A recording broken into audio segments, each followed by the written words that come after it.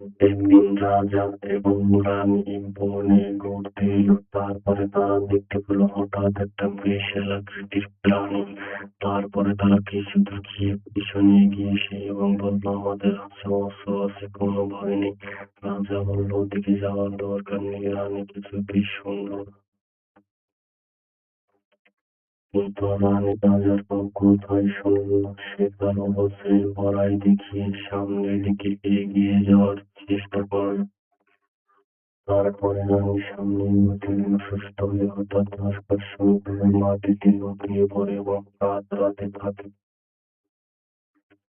তারপর সেখানে হঠাৎ দেখা গেল ডাইনি চলে এসেছে এবং তার হাতে পুরো বড় একটা অস্ত্র। এদিকে রাজা কত ভঙ্গ হয়ে গেল এবং ডাইনি রানীকে মারতে যাওয়ার হুমকি দিল।